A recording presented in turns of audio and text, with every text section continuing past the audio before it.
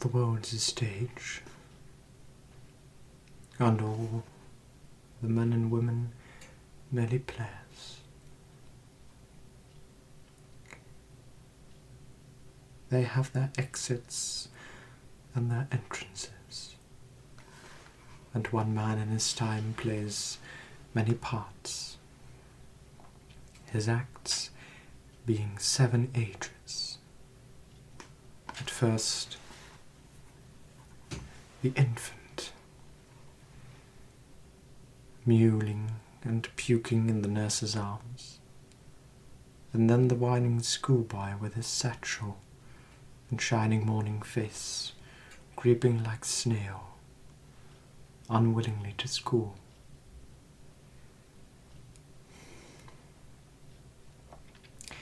And then the lover, sighing like a furnace with a wilful ballad made to his mistress' eyebrow. Then a soldier, full of strange oaths, and bearded like the pard, jealous in honour, sudden and quick in quarrel, seeking the bubble reputation even in the cannon's mouth.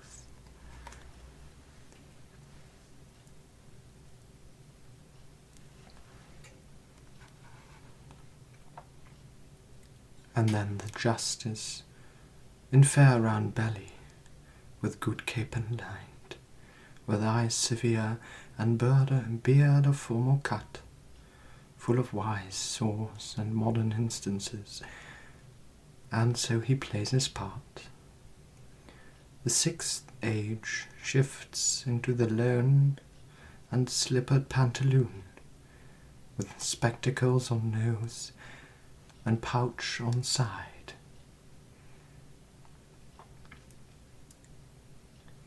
His youthful hose well saved a world too wide for his shrunk shank, and his big manly voice turning again towards childish treble, pipes and whistles in his sound. Last scene of all that ends this strange eventful history is second childness and mere oblivion, sans teeth, sans eyes, sans taste, sans everything. All the world's a stage, and all the men and women merely players. Oh. I'm sorry. Have you been there long? Don't you didn't see this. Come on, sit down, take a seat.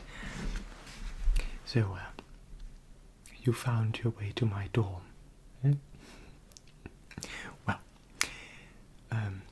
of course you received my letter, right? Yes. I'm very curious, though. What part are you playing in the school play this year? Oh, that's a very nice one. Mm-hmm. Yes, I'm playing the Duke of Buckingham. Also nice. Well, I was hoping you'd arrive by now. I mean, what did you think of dinner? Well, yes. I think, should we play a little music while we're here studying together? Well, oh yes, of course you can smoke loud. As long as nobody else walks in, or as long as you don't tell anyone about this.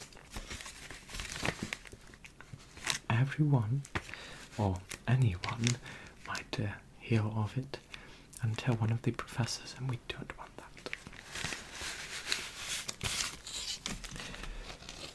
You know, it was a battle already to get into this conservatory, and I won't like to be expelled just by smoking.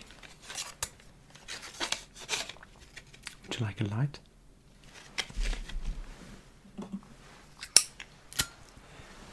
There.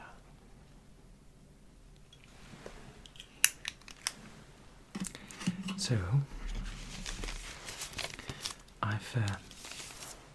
I went to town yesterday and I bought these, the Beatles. It's an entire collection of little singles. I don't know which one you would like to hear first, but we've got I Want to Hold Your Hand, This Boy, then we've got I'm Down, Help, I Call Your Name, and Long Tall Sally, and I Should Have Known Better, and Tell Me Why.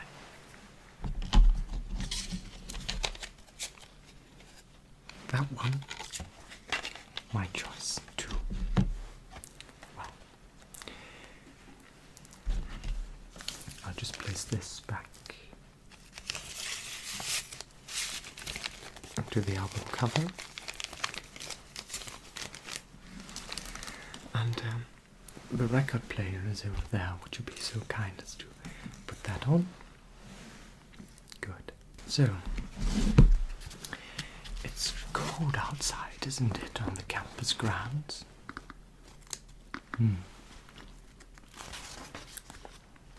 Yes. Did you bring your copy of Shakespeare? Good, good, good, good. That is very nice. Now, as I was saying, the whole campus ground is white with snow.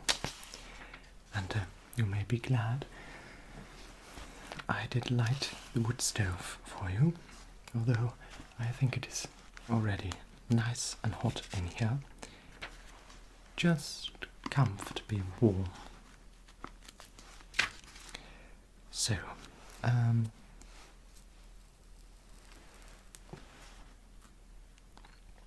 course I told you that we would be studying Shakespeare together, and our lines, verses, and speeches. So,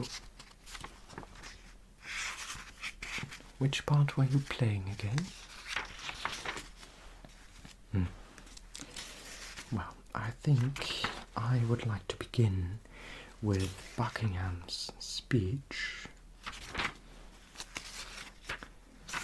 in, gosh, what was it? Act 3, I think.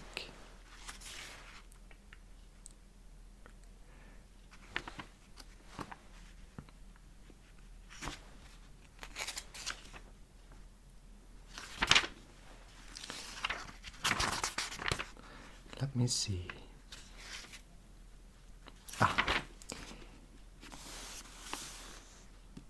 Re-enter Gatsby.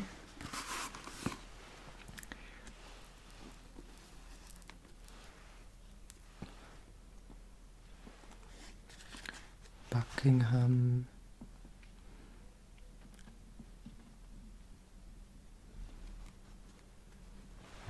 Yes. Have you, I'm very curious, have you already done your fitting for your costume? You have? And what did it look like? Explain. Oh, I would love to see that. Now, I'm wearing this long red robe with a shoulder piece, a mantle, cape, and with the robe itself is very long. I do hope I won't be tripping over the stage. Well, it was about time, don't you think? Well, the play itself is in what was it, 3 months or something.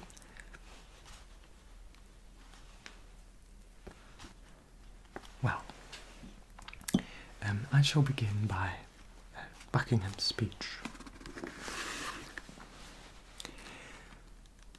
Know then it is your fault that you resign the supreme seat, the throne majestical, the sceptred office of your ancestors, your state of fortune and your due of birth, the lineal glory of your royal house to the corruption of a blemished stock.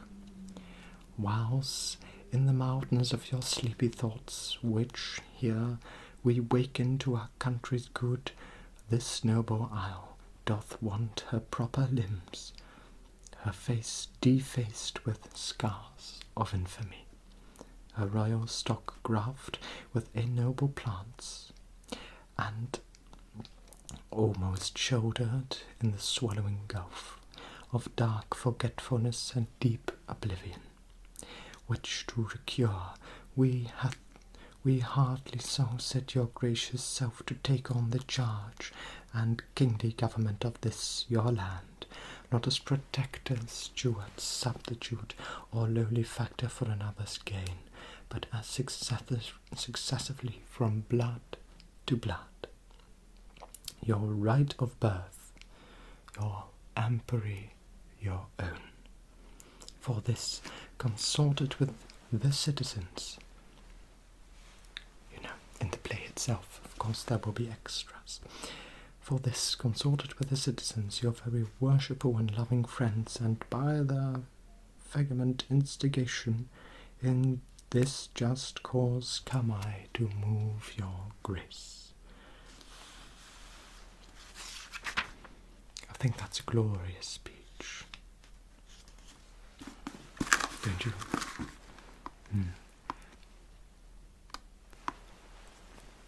Well, and then comes Gloucester's part, or King Richard, if you will.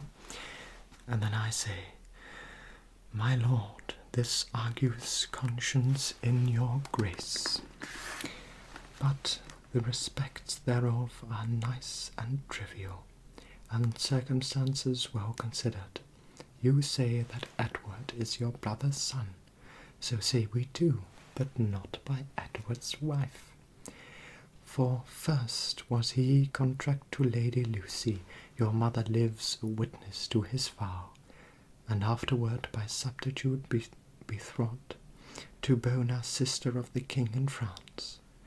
These both put by a poor petitioner, a care-crazed mother to many sons, a beauty waning and distressed widow, even in the afternoon of her best days, made prize and purchase of this wanton eye, subdued to the pitch and height of his degree, to blazed Sicilian and to loathe bigamy.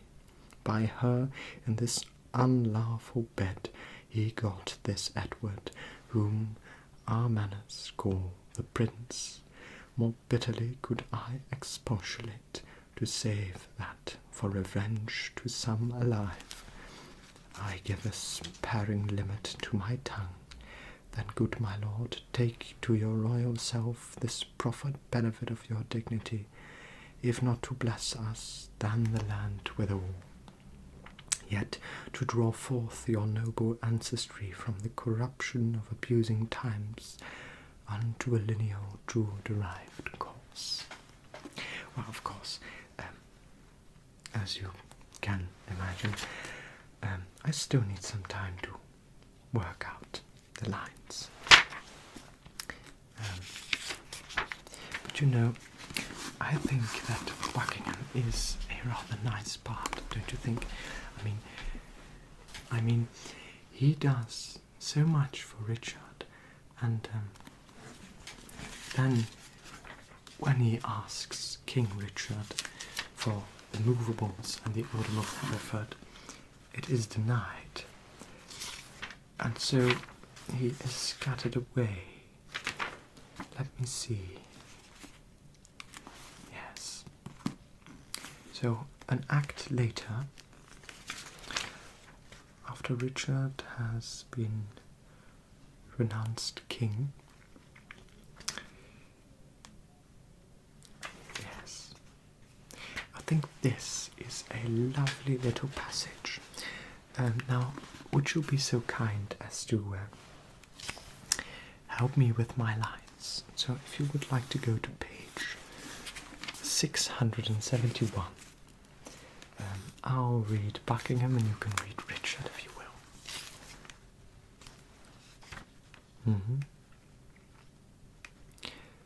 My gracious sovereign, still live they, and forever let them last. Say on, my loving lord, why so you are, my thrice renowned liege, true noble prince. Your grace may do your pleasure.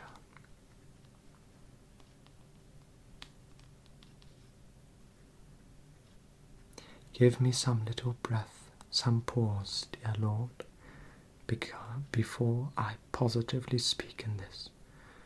I will resolve you herein presently. Well, then I exit, and then a few lines later, after Richard has been introduced with Tyrrell,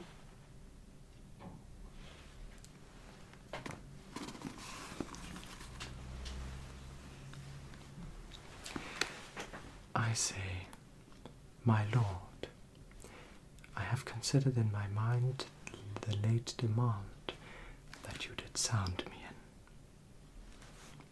Well, let that rest. Dorset, I hear, is fled to Richmond. I hear the news, my lord. Stanley, he is your wife's son. Well, look to it. My lord, I claim the gift you due by promise, for which your honour and your faithful Paul to the earldom of Hereford and the movables which you have promised I shall possess. What says your highness to my just request? And then comes a little, I always like this heavy 1955 Laurence Olivier version. Well, I like that especially because Richard leans in, you know. He is very close to the camera. It is like he's sharing a secret, just like we're sharing a secret right now. It's late. I think if the professors find out that you are out of your dorm and I am welcoming you in my dormitory, I think that would be a little bit of a problem. But after Richard turns away from Buckingham, he says, I do remember me. Henry VI did prophesy that Richmond should be king, when Richmond was a little peevish boy. King, perhaps. And then Buckingham, me, I say, my lord. And then Richard continues, how chance the prophet could but at the time have told me, I being by, that I should kill him. My lord, your promise for the earldom. When last I at Exeter, the mayor in courtesy showed me the castle and called it Rougemont, at which name I started. My lord, aye, what's o'clock? I am thus bold to put your grace in mind of that you promised me. Well, but what's o'clock? Upon the stroke of 10. Well, then let it strike. Why, let it strike. and then they have a bit of a fight. You know how it goes. Why, then resolve me whether you will or no. Thou troublest me.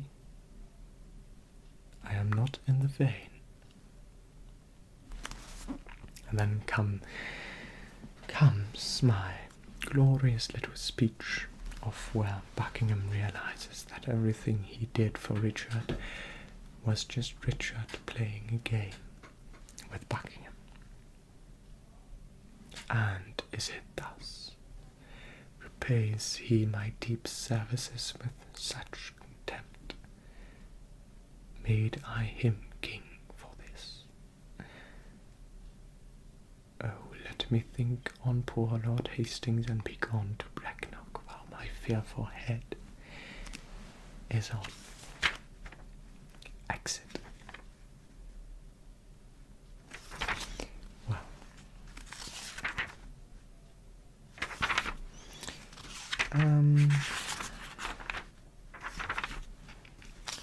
I think that is the last time we hear of Buckingham until Act 5. Enter the sheriff and guard, with Buckingham led to execution. Scene 1. Salisbury, an open place. Will not King Richard let me speak with him? No, my good lord, therefore be patient. Hastings and Edward's children, Grey and Rivers, holy King Henry, and thy fair son Edward Fogan, and all that have miscarried by underhand corrupted foul injustice, if that is your moody discontented souls, do through the clouds behold this present hour, even for revenge mock my destruction. This is All Souls' Day, fellows, is it not? Why then All Souls' Day is my body's doomsday. This is the day that, in King Edward's time, I wish might fall on me, when I was found false to his children or his wife's allies.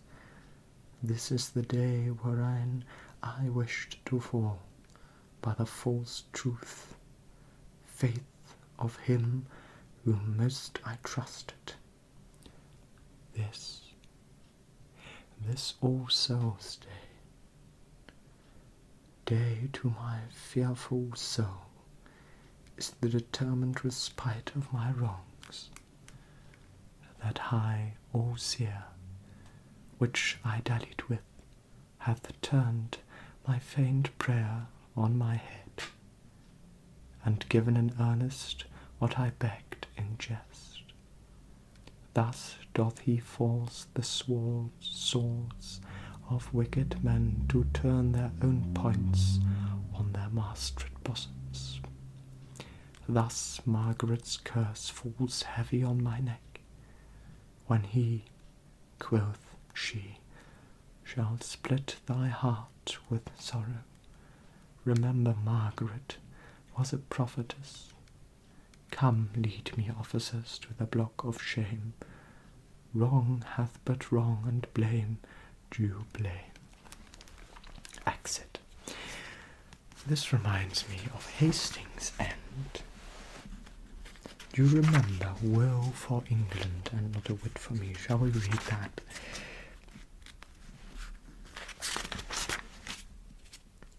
I'm so glad that you and I are one of the only ones in this entire college that actually do love Shakespeare and the words. I think it has a certain ring about it, don't you think?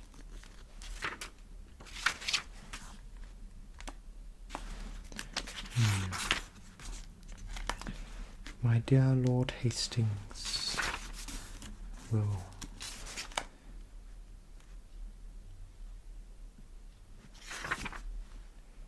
My Lord...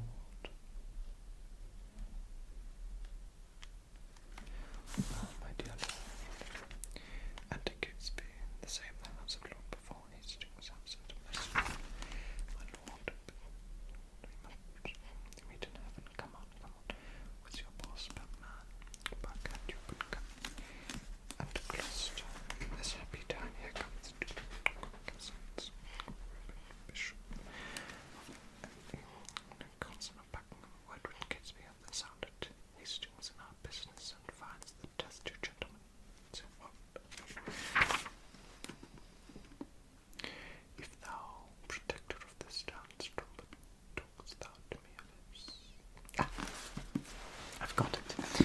Would you like to read with me? It's on page 666.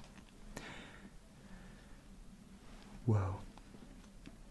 Woe for England. Not a whit for me, for I, too fond, might have prevented this. Stanley did dream the boar did raise his helm, and I did scorn it and disdain to fly. 3 times today my footcloth horse did stumble and startled when he looked upon the tower, as loath to bear me to the slaughterhouse. Oh, now I need the priest that spake to me. I now repent, I told the pursuivant, and do triumphing how mine enemies today at Pomfret bloodily were butchered, and I myself secure in grace and favour. O Margaret, now thy heavy curse is lighted on poor Hastings' wretched head. And then Redcliffe, come, dispatch, the Duke would be at dinner. Make a short shrift, he longs to see your head. O momentary space of mortal man, which we more hunt for than the grace of God, who builds his hope in air of your good looks, like a drunken sailor on a mast, ready with every nod to tumble down into the fatal bowels of the deep. Come, dispatch, 'tis bootless to explain. O bloody Richard, miserable England, I prophesy the fearfullest time to thee that ever wretched age hath looked upon. Come, lead me to the block. Bear him my head. They smile at me that shortly shall be dead. Nice little scene, don't you think?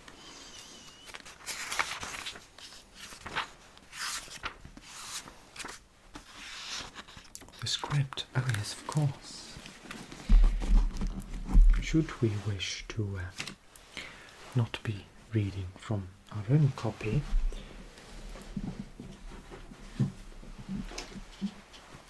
I went down to Professor Langdale and asked him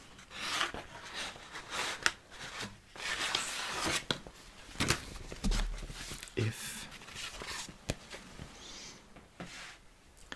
he would be so kind as to provide me with an official script. And as you can see, delicate classical conservatory per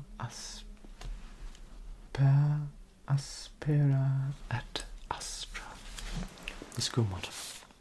And so this is Richard III, Act 1, up until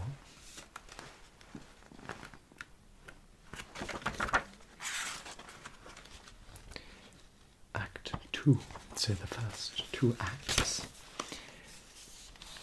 And I asked the professor if he could give me the other acts, but or at least have this for tomorrow's rehearsal of the first act. So of course you've got the main part of Gloucester and Clarence's part. Yea, Richard, when I know. For I protest this, yet I do not. But as I can learn, he hearkens after prophecies and dreams. You remember I played Clarence in the first year, right? And from the crossroad plucks the letter G, and says a wizard told him that by G his issue disinheritant should be, and for my name of George begins with G, it follows in his thoughts that I am he. These as I learn, and such like toys as these, have moved his highness to commit me now. Ah, then Richard, by heaven I think there is no man secure but the queen's kindred and night-walking heralds that drudge betwixt the king and mistress sure. Heard ye not what an humble suppliant Lord Hastings was to her for his delivery? Well, we know thy charge, Brackenbury, and will obey. I know it pleases neither of us well. I must perforce. Farewell. And then, of course, Gloucester. Good. It would really be a gift from heaven if I would ever be able to play Gloucester. Or maybe someday. Go, tread the path that thou shalt never return. Simple, plain Clarence. I do love thee so that I will shortly send thy soul to heaven, if heaven will take the present at our hands. But who comes here? The new delivered Hastings. Well,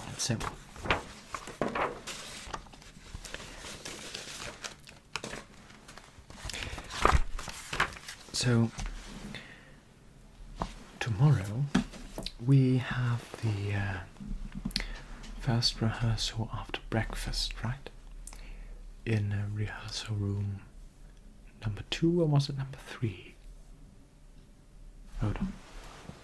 I have the schedule here.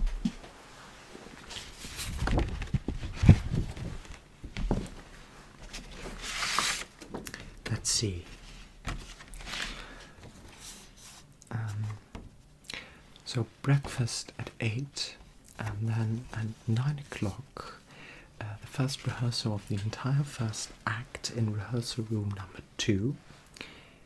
And then afterwards, tomorrow, we will have Latin. And then we'll be doing English and literature. Then we will have lunch. Oh, and stage combat. I've always liked stage combat. Well, I would be looking forward to doing stage combat. Don't you think? You can just take a sword and hammer into everyone. Stage combat we've got together with Oliver Marks, right? And Meredith and Richard and James Farrow, etc. I thought so. Alright. Well, then we'll have some other normal classes.